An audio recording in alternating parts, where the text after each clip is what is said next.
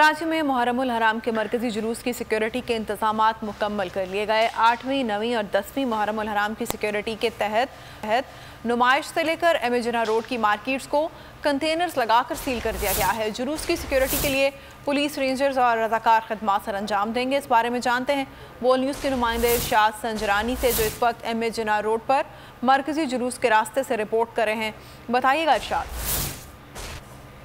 जी, मुहर्रमुल हराम के जुलूस से मुतालिक जो है अब तैयारियां मुकम्मल हो चुके हैं। 8वीं, 9वीं और 10वीं मुहर्रमुल हराम से मुतालिक जो कराची में जो मरकजी जो जुलूस के जो रास्ते हैं उसको अब सील कर दिया गया है। पीछे आप देख सकते हैं कंटेनर लगा दिए गए। एम जिना रोड है ये, और यहाँ पर जो सिक्योरिटी के तहत जो है 8वीं मुहर्रमुल हराम का जुलूस जो सुबह निकलेगा, और इसी के तहत जो है पूरी गलियाँ अब सील कर दी गई हैं। ये जो जुलूस जो है 8वीं मुहर्रमुल हराम का और 9वीं और 10वीं मुहर्रमुल हराम का, वो नश्तर पार्क से होता हुआ जो मरकज़ी जुलूस का जो रास्ता है जिना रोड से होता हुआ इमाम बारगाह हुसैनिया ईरानी से यहाँ से फिर अंदर दाखिल होगा। और सिक्योरिटी की तरफ आप देख सकते हैं दूसरी जो है कंटेनर लगाकर अब इसको सील करना शुरू कर दिया गया है। और पुलिस चीफ के मुताबिक सिक्योरिटी के तहत जो है कराची भर में जो मरकजी जुलूस होगा उसके तहत जो 10,000 से ज़ायद जो सिक्योरिटी के लिए पुलिस एहलकार तैनात होंगे, साथ ही साथ रेंजर्स तैनात होगी।